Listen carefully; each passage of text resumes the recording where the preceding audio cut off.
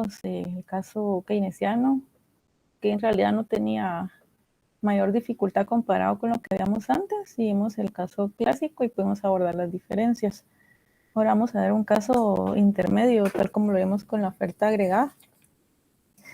Vamos siempre a implementar las mismas políticas que hicimos con los otros dos escenarios, empezando por la política monetaria de carácter expansivo.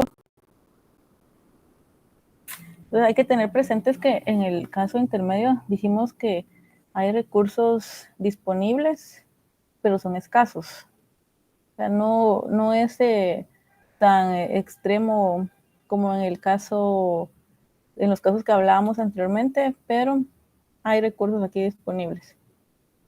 Es complicado conseguir mano de obra en este escenario, entonces hay que pagar mayores salarios para conseguir mano de obra. Y entonces los precios de producción en este escenario van a aumentar, porque aumentan los salarios y porque también aquí los precios, aunque no son completamente flexibles como en el caso clásico, sí tienen cierta flexibilidad. Teniendo eso presente, porque estamos hablando de un contexto de mediano plazo, entonces estamos hablando de una política monetaria expansiva. Sabemos que la variable de ajuste es la oferta monetaria. Entonces, de esa cuenta sabemos que la oferta monetaria se va a incrementar. ¿Y qué decíamos que pasa cuando la oferta monetaria se incrementa?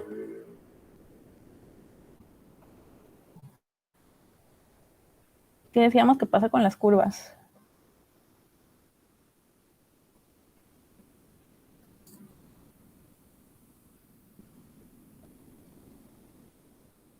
Que la LM se mueve a la derecha, si no estoy mal. Sí, exacto. La curva LM se desplaza hacia la derecha, hacia LM sub 1, llamémosle. Vamos a empezar como siempre de E sub 0. Si se dan cuenta en la gráfica del lado inferior, vean la forma que ya sabemos por qué es así. La curva de oferta agregada es inclinada. Ya hablamos de por qué adopta esa forma en el mediano plazo, pero entonces aquí se observa un desplazamiento hacia la derecha de la curva LM motivado por ese incremento en la oferta de dinero. ¿Qué decíamos que pasa después? ¿Qué pasa en el mercado de dinero?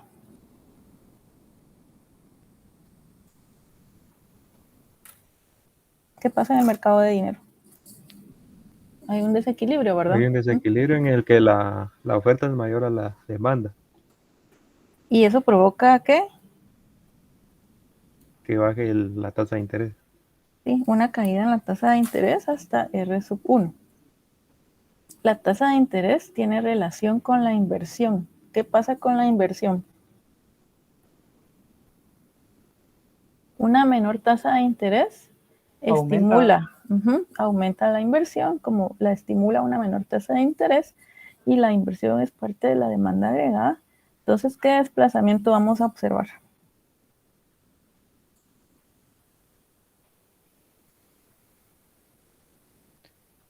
Hacia la derecha. ¿De qué curva, Emilio? De la demanda agregada. Sí, exacto. Entonces, es un movimiento hacia la derecha de la curva de demanda agregada en la gráfica que tenemos abajo.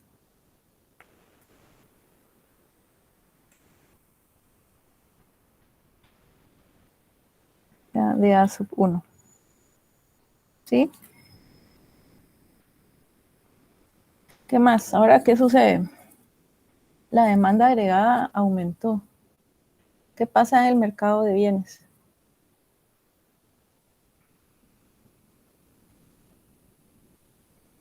¿Qué pasa en el mercado de bienes? ¿Hay un exceso de qué?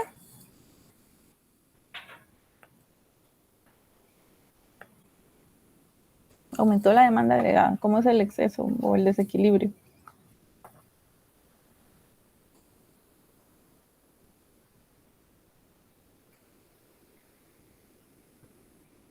La demanda agregada es mayor que la oferta, ¿verdad? En el mercado de bienes. Entonces hay un exceso de demanda en el mercado de bienes. ¿Qué pasa con las empresas? Las empresas quieren producir más, y lo pueden hacer, pero esto va a ocurrir a mayores costos porque la demanda se incrementó. ¿Sí? ¿Sí me siguen con el análisis? Bueno, entonces las empresas sí pueden producir más, pero a mayores costos. Quiere decir que las empresas entonces enfrentarían un incremento en sus precios porque dijimos que tienen que pagar más salarios y esto incrementa los costos de la producción. Entonces hay una presión sobre los precios, ¿verdad? Los precios aumentan hasta P sub 1.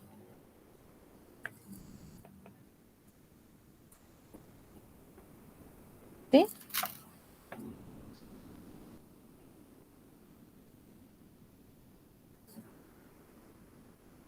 ¿Sí me están siguiendo? Sí, licenciada. Aquí podemos dejar planteado el Y que se hubiera observado si no subieran los precios. Veámosle aquí. Bueno, mayores precios. ¿Qué más dijimos que pasaba? Porque ya vimos los escenarios anteriores.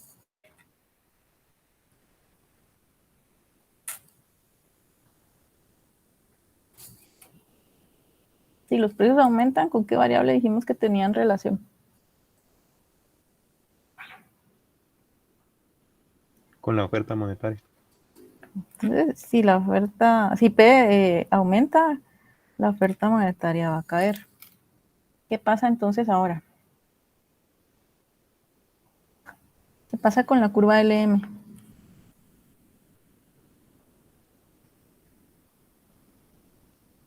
Se regresa, ¿no? Se desplaza, pero aquí estamos en un escenario intermedio, entonces la curva LM se va a desplazar hacia la izquierda. ¿Sí? Se desplaza en un nivel intermedio, más o menos por acá. LM sub 2.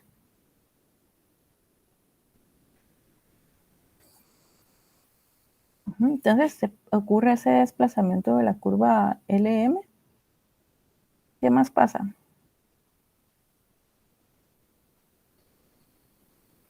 ¿Qué pasa en el mercado de dinero? Porque la oferta en términos reales cayó. Sube un poquito la tasa de interés. Ajá, aumenta la tasa de interés, ¿verdad? Porque la oferta cayó. Sube hasta acá. R sub 2. ¿Sí? ¿Qué más? ¿Qué variable se ve afectada ahora?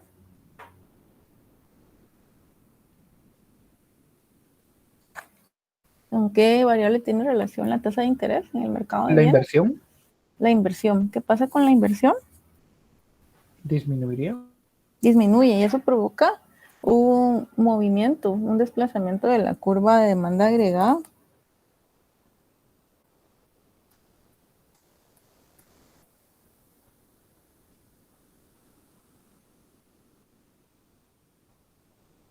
Más o menos. ¿Creen que es un desplazamiento o un movimiento? ¿Cómo sería?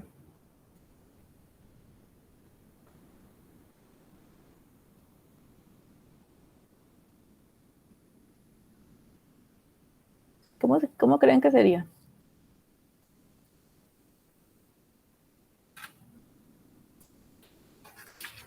En este caso sería un movimiento a lo largo, hasta acá, de la demanda agregada. Entonces, ¿qué pasó ahora?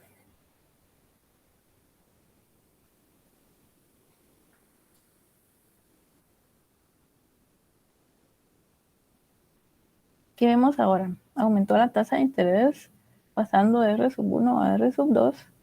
Entonces, la inversión se ve afectada, entonces se ve un movimiento a lo largo de la curva de demanda agregada hasta este punto E sub 2. ¿Y qué pasa con la producción? La demanda agregada, es decir, ahora hay un exceso de oferta. En el mercado de bienes, entonces, la oferta se reduce hasta Y sub 2. Sí, sí lo ven. Entonces, lo que vemos en este escenario es que el PIB aumentó, pero no hasta Y sub 1, sino a Y sub 2 debido al incremento en el nivel de precios. ¿Sí? ¿Dudas? ¿Todo claro hasta el momento? Esto es lo que pasa en la vida real, dijo, ¿verdad, licenciada? No, dije que se aproxima más a la vida real porque aquí es una economía cerrada, en una economía, si estamos hablando de la realidad, pues estamos hablando de economías abiertas. Pero dije que se aproxima más a la realidad porque aunque se ha observado casos donde la economía se encuentra operando en su nivel potencial, pues no siempre ocurre esta situación, pero sí hay momentos donde la economía se encuentra en ese punto y donde las tasas de desempleo son muy bajas, es decir, que podría decirse que se ubican en el pleno empleo o las condiciones económicas. Pero aquí nos estamos quedando cortos porque es una economía cerrada. Economía abierta la van a ver en Macro 3 en el siguiente curso, entonces ahí se van a divertir un poco más. Pero Emilio sí es un caso más aproximado a la vida real, pero no es equivalente a la vida real por lo que le decía. Sí está claro, Emilio. Sí, muchas gracias, licenciada. Ahora veamos qué pasa con la política fiscal, también expansiva. Hemos trabajado las políticas expansivas, entonces siempre pensemos en G, aumenta G. Si aumenta G, dijimos que aumenta la demanda agregada, es decir, que la curva de demanda agregada tendría un movimiento hacia la derecha, hacia DA sub 1. Luego también sabemos que va a desplazarse la curva IS también hacia la derecha.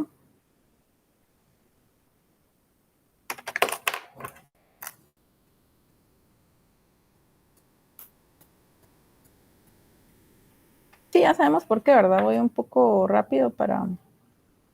Voy a dibujarla más despegada. Ahora me va a quedar como quiero.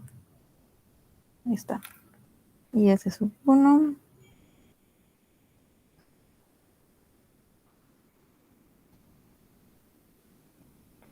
Demanda agregada sub 1.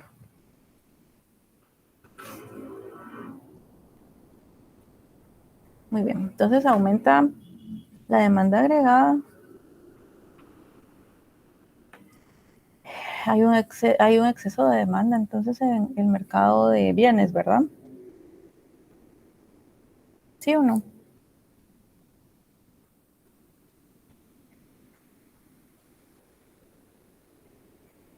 ¿Sí? ¿Qué pasa con ese exceso que dijimos que pasaba?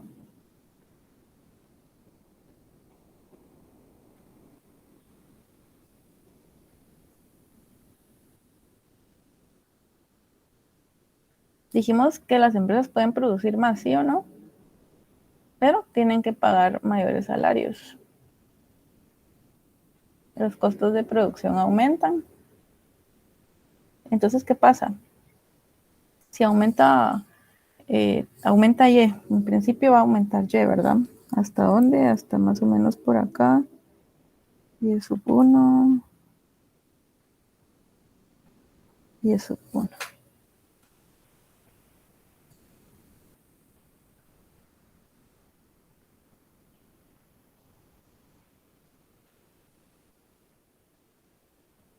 ¿Sí? ¿Me están siguiendo?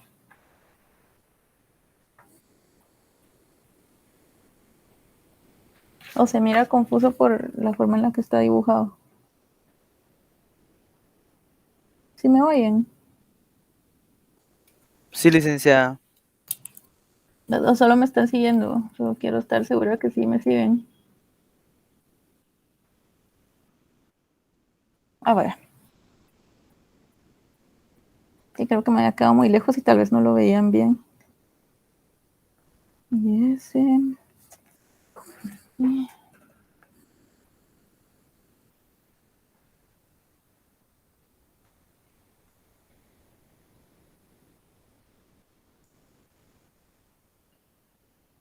Ahora sí.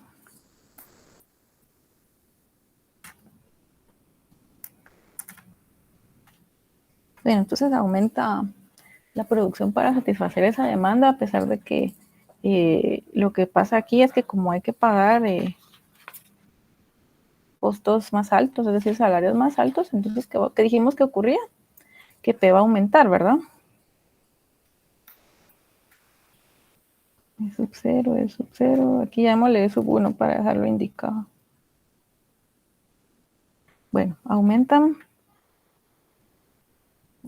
los precios, ¿hasta dónde? Hasta aquí, P sub 1. Bueno, ahora ustedes ya saben qué pasa.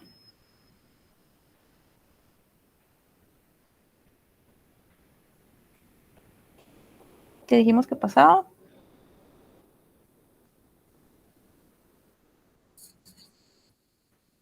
Exacto, aumentan las tasas de interés porque tenemos esta variable ms partido P.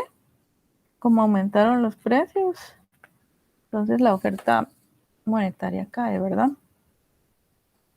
¿Sí? Entonces eso lo que provoca es presión sobre la tasa de interés. La oferta cae, hay una presión hacia el alza en este punto. Entonces, ¿qué dijimos ahora? ¿Qué pasa con la inversión?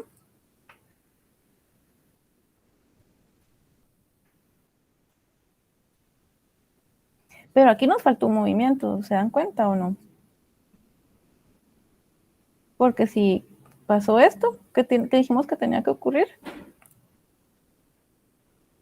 ¿Se recuerdan? ¿Qué dijimos que ocurre? La curva LM se desplaza a la izquierda.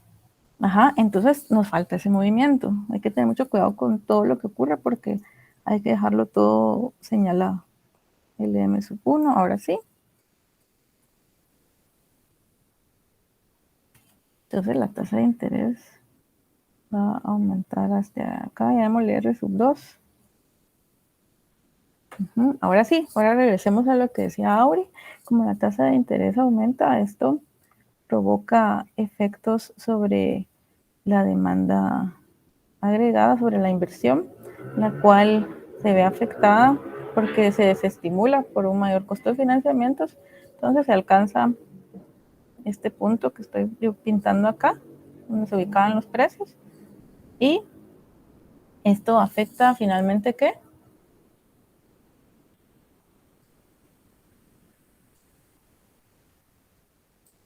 Finalmente, ¿qué observaríamos?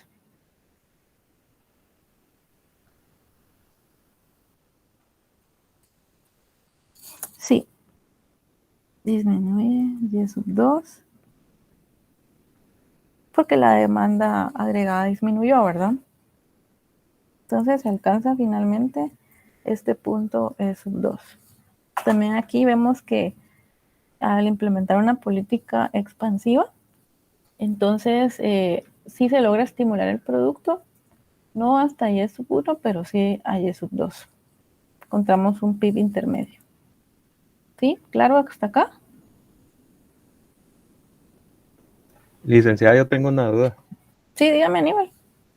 Cuando empezamos a ver la oferta agregada, dijimos que los determinantes para que se moviera la curva era el salario, la productividad, bueno, los costos de los factores de producción. Uh-huh. Y como aquí se aumenta el salario por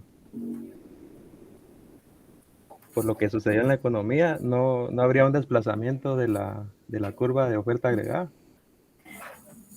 Buena pregunta. En este caso no se ve así, porque lo que ocurre es que se asocia de una vez al Y, a la producción.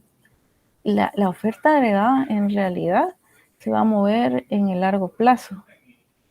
Creo que vimos un ejemplo de cuando se movía la oferta agregada.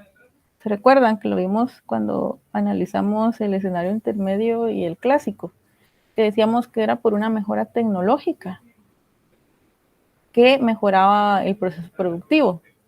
Ahí sí, y eso se da en el largo plazo porque en el largo plazo sí se puede hacer este tipo de cambios. En el caso de los salarios hay mucha literatura al respecto que señala que los salarios no se van a ajustar inmediatamente, sino que eso se demora un poco dependiendo de las condiciones de los mercados. Entonces, en este caso no se mueve la curva de oferta agregada. Es más que todo en el largo plazo, Aníbal. Como siempre estamos siguiendo, en este sentido, un análisis de intermedio, es decir, del mediano plazo, pero los fundamentos que mueven la oferta agregada aquí no los hemos seguido. Eso lo van a ver ustedes en el curso de Macro 3 y ya van a ver cuándo sí se puede desplazar esta curva. Y para eso generalmente se usan otro tipo de modelos. Pero si quisiéramos ver un movimiento en la curva de oferta agregada, sí tendría que darse por medio de una mejora tecnológica que mejora la productividad. ¿Sí? No sé si me siguió Aníbal o lo confundí más. No, sí, le entendí, licenciado. Sí, bueno, está bien. ¿Los demás bien? Sí, bueno. Mire, hasta aquí llega el análisis de equilibrio general. Lo vimos de forma gráfica porque es más fácil desarrollar intuición de esa manera y porque ya no tenemos tiempo para ver modelos. Mejor lo voy a dejar para el otro curso. Entonces lo que vamos a ver enseguida, vamos a hablar un poco de la estabilidad macroeconómica, que es el último punto del programa ya para finalizar el curso. Y algunos de ustedes ya lo trabajaron en sus ensayos, vi por ahí que hablaban de la estabilidad macroeconómica, la cual se va a caracterizar por la manera en la que los agentes económicos pueden predecir la actividad económica y otras variables.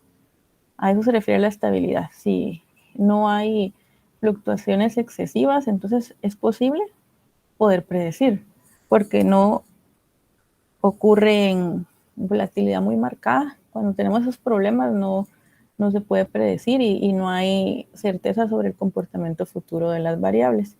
Básicamente se habla de un crecimiento estable de la economía y estabilidad de precios. Es decir, que el crecimiento tampoco va a tener caídas abruptas. Esto sí hay un punto de quiebre, lo vamos a ver en algunas gráficas. También va a ser muy resumido el análisis acá, pero así me parecía valioso hablar al respecto porque es algo de lo que se habla actualmente sobre Guatemala. Entonces, estabilidad de precios también es muy importante porque si los precios no están cambiando abruptamente, entonces es posible poder tomar decisiones en un contexto de certeza. Y este entorno favorable, caracterizado por la estabilidad macroeconómica, va a facilitar las decisiones de los agentes económicos. Porque recordemos que los agentes económicos todos los días tomamos decisiones de consumo, ahorro e inversión. Entonces, a medida que el entorno es favorable, que no hay volatilidad excesiva, es decir, que se puede producir un análisis de predicción sobre el comportamiento de las variables, estas decisiones van a ser más puntuales, no vamos a tener niveles marcados de incertidumbre.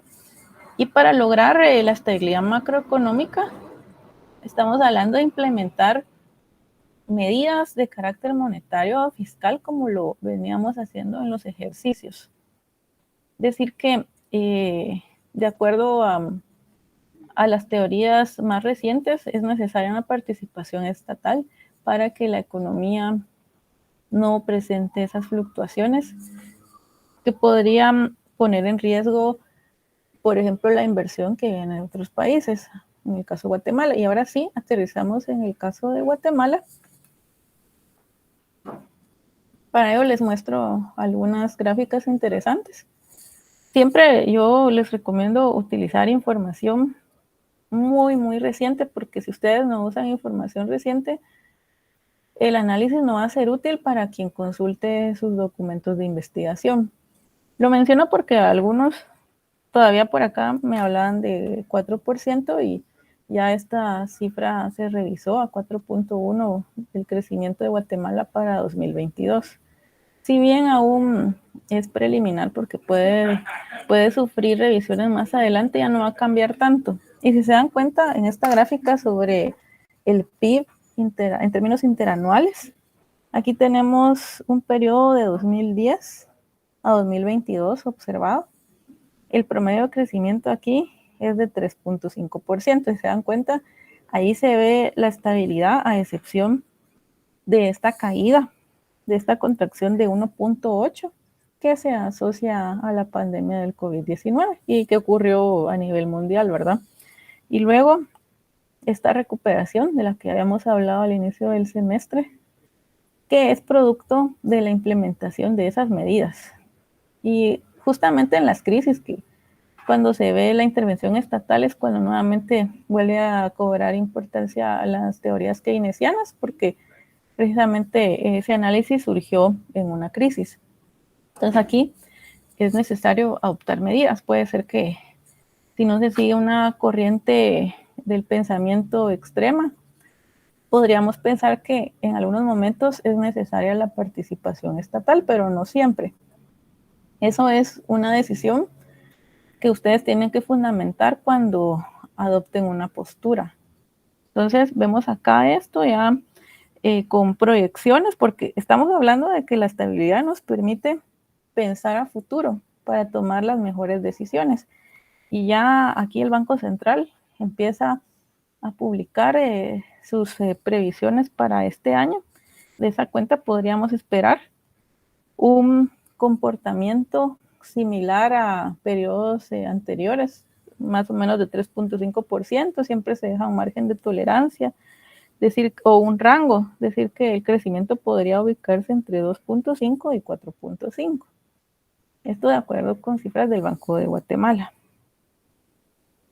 Si lo vemos en términos trimestrales, cómo ha ido evolucionando el comportamiento, vemos también esa estabilidad a excepción de este periodo que es asociado al COVID y cuando se espera luego de la crisis una recuperación.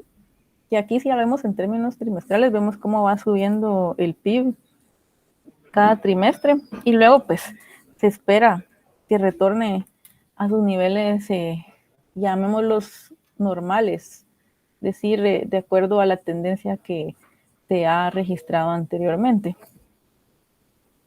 Términos de inflación, y me gusta proyectar esta gráfica porque aquí vemos el periodo 91 al 2004. Aquí no podemos hablar de estabilidad de precios. Hay niveles elevados de inflación. Entonces esto no permite poder adoptar decisiones con mayor certeza. Y esto fue por ahí por el 2001. Entonces es importante que después ya las autoridades monetarias empiezan a pensar por acá más o menos en a cambiar el esquema de metas monetarias que se venía adoptando previo al año 2002 por ahí, y empiezan a sentar las bases para que en 2005 formalmente se adopte el esquema de metas explícitas de inflación, el cual esperaría que ustedes puedan verlo con más detalle el próximo año en el curso de Teoría y Política Monetaria. Aquí, como se dan cuenta, solo les dejo las bases para que más adelante se desarrolle cada uno de los temas en los diferentes cursos que van a abordar. Pero al menos ya van a tener una noción de qué es lo que utiliza Guatemala actualmente, y es el esquema de metas de inflación. Y por eso vemos que ya a lo largo del tiempo, pues empieza... Aquí no es 2001, perdón, es 91. Está un poco chiquita la letra, pero es 91. Y es por aquí. O sea, vean que hay alzas y bajas, y aquí cambió, se iba ajustando la meta de inflación históricamente. Y eso también es parte de ir acomodando y sentando las bases para luego tener lo que vemos acá. Ya esto sí bajo el esquema formalmente adoptado de metas de inflación, una gráfica más reciente. Esta ilustra del periodo 2013 al 2023. Vemos también que la mayor parte del tiempo la inflación se ubicó dentro de la meta. Es una gráfica con periodicidad mensual, ya que la inflación se publica cada 7 de mes por el Instituto Nacional de Estadística. Importante las proyecciones, aquí pues ya hemos hablado de, y algunos de ustedes también hablaron de inflación. ¿Por qué estamos observando esos niveles elevados de inflación? De hecho, yo los invité a una conferencia al respecto. Entonces ya sabemos que ahí se encuentran incluidos los efectos de la pandemia, luego otros factores que empujaron los precios hacia el alza, tales como la interrupción en las cadenas de suministro debido a la guerra en Ucrania. Otros factores como los cierres en la economía china, que también afectaron la distribución de ciertos insumos para la producción. Y de esa cuenta se registra un desajuste entre la oferta y demanda que presiona los precios al alza a nivel mundial. Esto es a nivel mundial. Los que lo investigaron, y por eso es que yo pedía que cuando se tomen o se decida abordar este tipo de temas, siempre lo contextualicen dentro del entorno internacional, porque estos son choques de oferta, o sea, son choques externos que van a afectar el comportamiento interno de los precios debido a la relación que tiene Guatemala con sus socios comerciales, porque Guatemala no puede producir todos los bienes. Entonces necesita importar algunos, por ejemplo. Entonces, de esa cuenta vemos esa alza. Luego, ya en marzo se vio este punto de inflexión,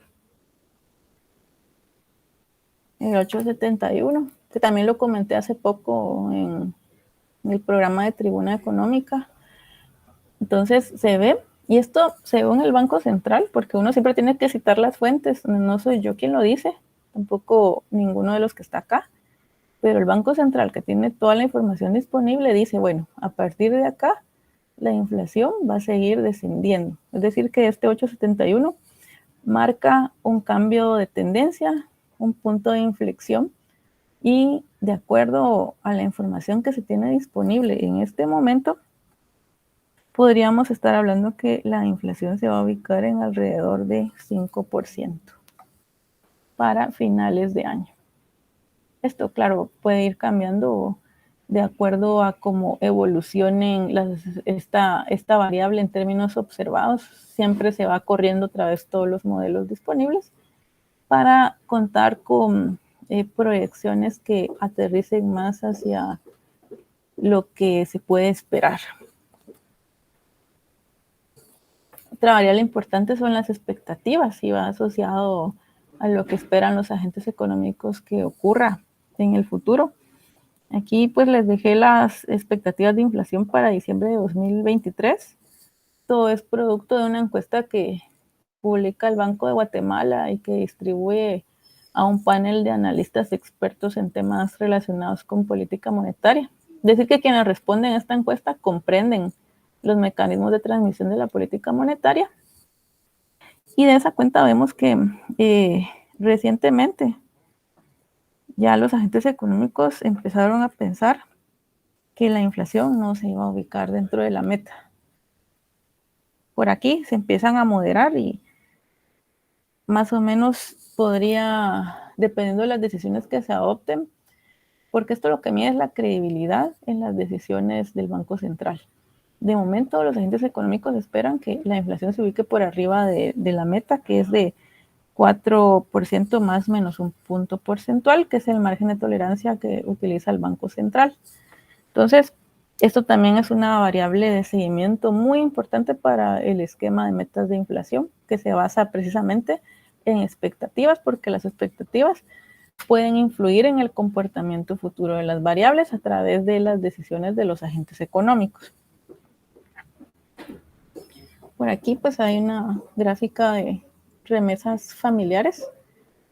Por ahí en algunos ensayos también vi el tema de remesas familiares, que lo abordaron algunos. No fue un porcentaje significativo el que abordó este tema, pero me parece un tema muy interesante también.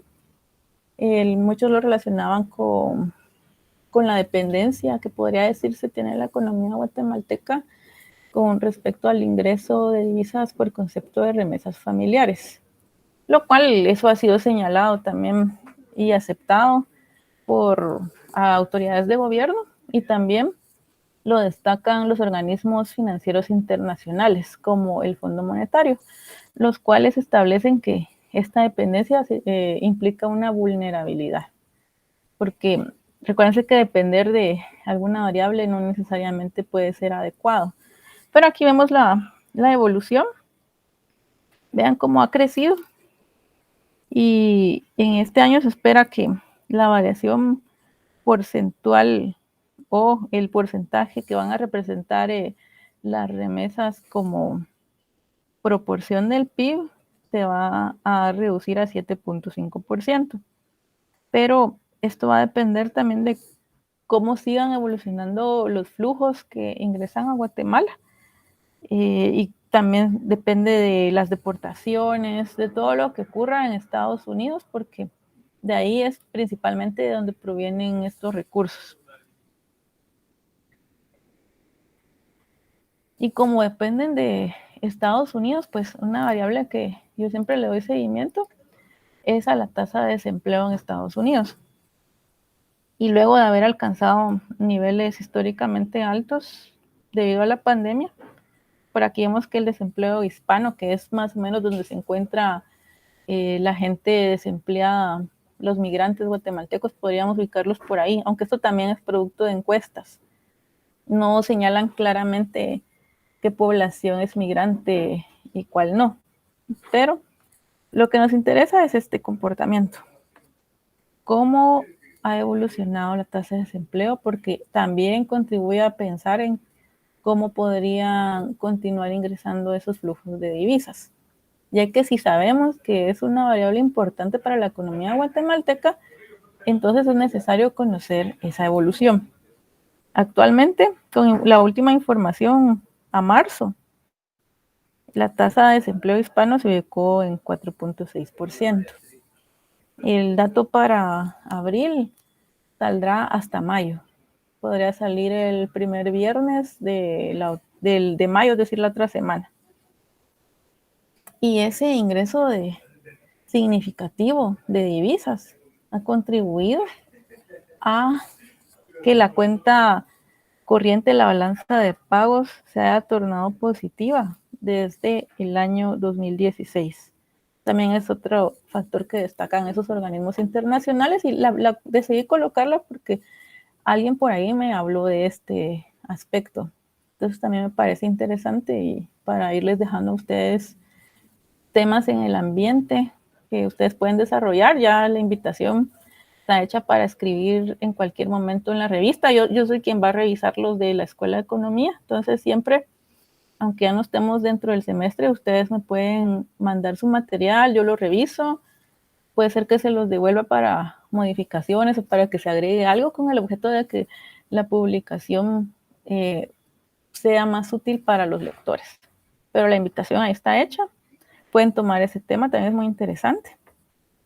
Y aquí vemos el comportamiento del tipo de cambio, que si se dan cuenta siempre hemos hablado de que el tipo de cambio en Guatemala pues es muy estable, y eso permite incluso los turistas que vienen a Guatemala se despreocupan de cómo va a fluctuar el tipo de cambio porque es bastante estable. Si ocurre algo como esto, producto de aquel día de especulación asociado a la pandemia, el Banco Central va a participar en el mercado para eliminar ese episodio, pero no va a moderar tendencia. No es el objetivo del Banco Central que haya un cambio de tendencia, sino que momentos como el que circulé no continúen afectando.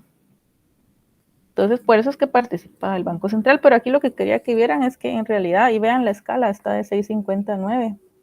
Entonces, el tipo de cambio ha fluctuado entre 7.50 y 8 en este periodo desde el 2011. Eso habla también de estabilidad.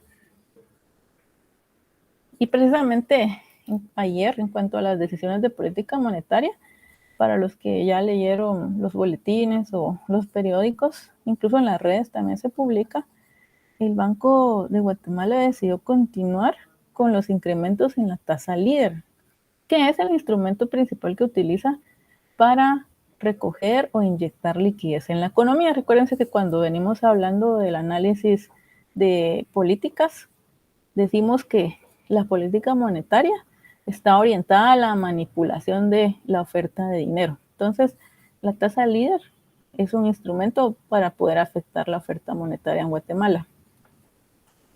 Luego de haber mantenido la tasa en 1.75 hasta marzo de 2022, cuando vemos que ocurre el episodio asociado al COVID, entonces el Banco Central decide empezar con ciertos cambios en su política monetaria. O sea, todo este tiempo, debido al COVID, lo mantuvo en 1.75. Previo la había situado en 2.75, la fue bajando incluso en reuniones no programadas, y ayer decidió incrementarla al 5% debido a las presiones inflacionarias que prevalecen en la economía a nivel mundial. Porque si bien se observó un punto de inflexión, la inflación todavía se ubica en niveles por arriba de la meta establecida por la autoridad monetaria, que, valga decir, es de mediano plazo. Desde que se implementó el esquema, la meta no ha cambiado porque también se mandan señales a los agentes económicos. Y aquí quería mostrarles un indicador de carácter fiscal, que es sobre el déficit fiscal, porque también hablamos de medidas de política fiscal. Y vemos aquí en 2020 que el déficit fiscal se incrementó alrededor de 5% como consecuencia de las medidas que se implementaron. Esos bonos familia, aquellos subsidios por desempleo, etcétera. Según parámetros internacionales, 2% es un nivel congruente con la sostenibilidad de la deuda pública. Y si ven en periodos recientes, el déficit fiscal en Guatemala no presenta niveles elevados. De hecho, en 2021 se redujo a 1.2 como proporción del PIB. El año pasado en 1.7 y este año se espera que se ubique en alrededor de 2.5 como proporción del PIB, lo cual también todavía se considera un nivel aceptable según parámetros internacionales. Y de hecho, aquí tenemos los pronunciamientos de las 3 calificadoras que se encargan de referirse a cómo están las condiciones de las economías. En el caso de Guatemala, recientemente se han tenido buenos resultados y es algo que se ha promulgado. Se le ha hecho mucha publicidad a este aspecto porque son entes, son instituciones internacionales las que están hablando muy bien precisamente de la estabilidad macroeconómica y la resiliencia que ha tenido Guatemala ante choques externos, debido a que a nivel latinoamericano es el segundo país menos afectado por la pandemia. Aquí pues pueden también discutir los números. Más allá de los números podría abordarse otro tipo de análisis. Pero a la luz de los datos se habla de estabilidad en el caso guatemalteco. Hay un bajo endeudamiento público, las políticas macroeconómicas han sido prudentes, es decir, han sido adecuadas. Y hay una posición externa sólida debido al nivel de reservas monetarias con las que cuenta el país. Pero siempre se habla de la carga tributaria, que es baja, y de los indicadores de gobernanza y desarrollo humano, que todavía falta trabajar para mejorarlos.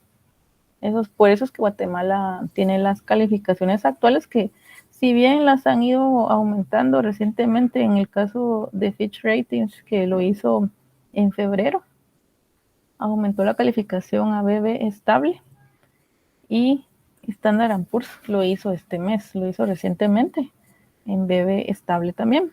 Se espera próximamente el pronunciamiento de Moody's para este año. Otras instituciones como el Fondo Monetario, que en marzo de este año también realizó una visita en el marco de su artículo 4, también señala la resiliencia de la economía guatemalteca. ¿Sí, Emilio? Disculpe la interrupción, doctora. Con respecto al panel anterior, ahí decía mayor recaudación fiscal. ¿Esto se podría haber dado por inflación o es porque Guatemala ha crecido con su sistema de recaudación? ¿Ha mejorado? Este, sí, ¿Sí? esto lo dicen porque no se incrementó la carga, sino que se mejoraron los mecanismos de recaudación. Esto ha sido producto de las mejoras que ha implementado la SAT. Entonces, por eso no es que se han incrementado los impuestos o algo así, sino que son los procesos los que se eficientaron y por eso se incrementó la recaudación tributaria.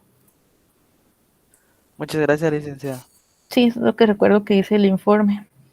Entonces les decía, el Fondo Monetario habla muy bien de la resiliencia de la economía guatemalteca y de esa estabilidad macroeconómica. En el caso del Banco Mundial también se señala la estabilidad, los indicadores aceptables en términos fiscales, la trayectoria de la economía, el BID, si se dan cuenta, habla bien del desempeño macro y de las políticas en general. ¿Sí? Entonces esto para ilustrar por qué se está hablando de que Guatemala es una economía que presenta estabilidad macroeconómica, pero eso no quiere decir que el crecimiento, a pesar de que hay estabilidad, no hay un crecimiento económico sostenido, que es una interrogante. O sea, lo que se esperaría es que el PIB crezca de forma sostenida para contribuir con las condiciones de los agentes económicos y para reducir la pobreza. Pero eso va más allá y es un tema que también puede ser objeto de investigación por parte de ustedes. ¿Por qué Guatemala no despega y no tiene o presenta un crecimiento económico sostenido que esté en miras de un desarrollo económico? Porque ya si hablamos de desarrollo económico, se dice que el crecimiento económico es una condición necesaria, pero no suficiente para alcanzar el desarrollo económico o un crecimiento económico sostenido. Entonces, también no voy a profundizar más en esto porque también ustedes tienen un curso de desarrollo económico más adelante. No esperaría que puedan abordar todo esto. ¿Dudas? Sí, licenciada, disculpe, yo siempre he tenido la duda de cómo es que la política fiscal y monetaria van en conjunto a un mismo punto, porque tienen que ir coordinadas, ¿no? Sin embargo, están separadas. Ah, sí, porque se reúnen. Todos los viernes se reúnen las autoridades del Banco de Guatemala y el Ministerio de Finanzas Públicas y analizan la situación económica y plantean las políticas que van a implementar. Por ejemplo, si Finanzas decide sacar a la venta bonos del Tesoro, incluso esto se autoriza en Junta Monetaria para que no ocasione desequilibrios macroeconómicos. Entonces, van de la mano. Ellos se reúnen cada semana. Por eso es que hay coordinación y tiene que haberla para que se puedan alcanzar los objetivos de política económica. Entonces, Emilio, la comunicación en este sentido es muy importante. Por eso le digo, todos los viernes se reúnen. Muchas gracias, licenciada. Pero no es lo mismo que la Junta Monetaria, ¿verdad? Es diferente. La Junta Monetaria es la autoridad monetaria, la que toma las decisiones de política monetaria, la que Ah, sí. incrementó la tasa a 5% ayer. Ah, sí. Finanzas es otra cosa, finanzas emite bonos, claro. Si nos vamos a la composición de la Junta Monetaria, el ministro de Finanzas participa en Junta Monetaria. Yo no les hablé mucho de eso porque, como les digo, lo dejo para el curso de política monetaria, pero el ministro de Finanzas participa en Junta Monetaria, al igual que lo hace el de Economía y el de Agricultura. Incluso hay un representante titular y suplente de nuestra universidad, de los bancos centrales, del CACIF. ¿Sí? Entonces, también ahí hay fuerzas dentro de la Junta Monetaria. Muchas gracias, licenciada. Sin dudas, dejo estos últimos minutos porque aquí terminaríamos. Por si tienen alguna duda adicional, si se dan cuenta, el contenido para el examen empieza desde el mercado de trabajo, el cual lo abordamos desde antes del receso, pero empieza desde ahí y ya vieron que incluye un análisis integral de los 3 sectores. Entonces aquí pues no consideré que un repaso como tal sería repetir las clases porque hemos visto análisis gráfico. Ya se había hecho un laboratorio sobre el mercado de trabajo. Entonces aquí, si tienen dudas, yo les dejo estos últimos minutos para que me planteen las dudas. Si tienen dudas con respecto al contenido del examen, ya se las aclaré. Respecto a que como la forma del examen va a ser igual a la de los exámenes previos. Son 2 horas para el examen, 20 para subir el material. No voy a aceptar material que no sea enviado a través de la plataforma porque somos de los últimos exámenes y hay que calificar muy rápido. Siempre una serie de preguntas y la parte práctica que podría estar constituida por 2 series también, como lo hemos venido trabajando. Ya saben que son 30 puntos. Ya me imagino que ya revisaron sus zonas, entonces ya hice algunos ajustes que les había ofrecido para aquellos que están muy, muy cerca de zona mínima. ¿Dudas?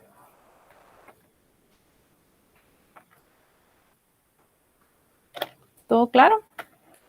Lo que sí quiero que repasen es esta última parte porque percibí que ya se quedó en el tintero mucho de lo que abordamos antes del ejercicio de Semana Santa. Pero me imagino que lo van a hacer más adelante. Y tal vez por eso de momento no hay dudas.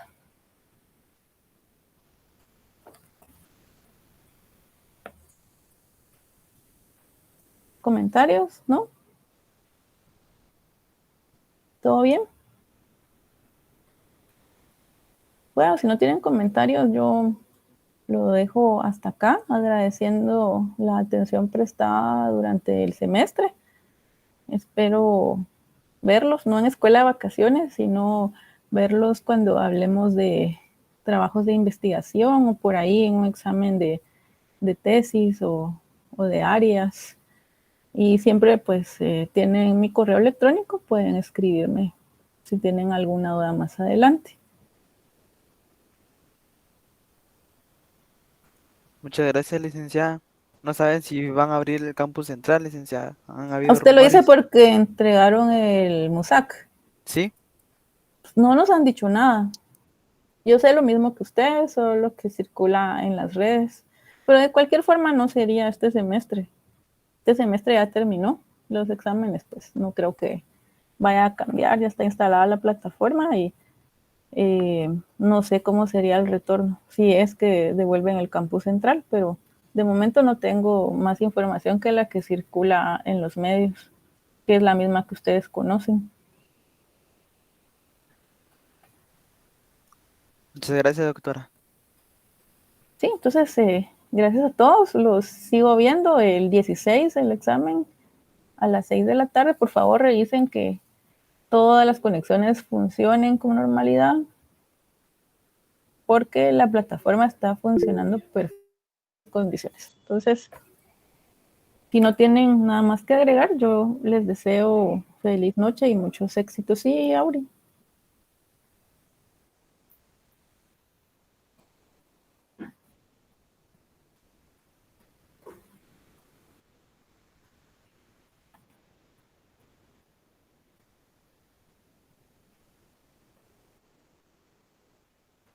Bueno, muchas gracias, Auri. Sí, para mí siempre va a ser un gusto y les digo, no, espero que no terminemos hasta acá. Más adelante pueden contactarme y espero lo mejor para ustedes en el final, que no tengan que llegar a zona, a zona, sí, a escuela de vacaciones, quise decir. Que no tengan que llegar a escuela de vacaciones, creo que lo pueden hacer. Hay que esforzarse un poquito más ya en esta última etapa para que alcancen sus objetivos, pero les deseo muchos éxitos. Muchas gracias, licenciada, por el apoyo también y la paciencia que nos tuvo. No, De no, acuerdo. para mí es un gusto, sí, y es mi obligación. Muchas gracias, doctora. Esperemos seguirnos viendo y en Sí, por comunicación. supuesto, espero conocerlos algún día. Sí. Bueno, los veo por ahí entonces. Feliz noche, muchos éxitos a todos. Gracias, licenciada. Nos Buenas debería de noches. regalar un par de puntitos. Tal vez en el final, vamos a ver cómo se portan en el final. Ahí está. Si no me copian, si lo hacen a conciencia, podría ser. Muchas gracias, licenciada. Era una broma. Yo sé. Está bien, Emilio.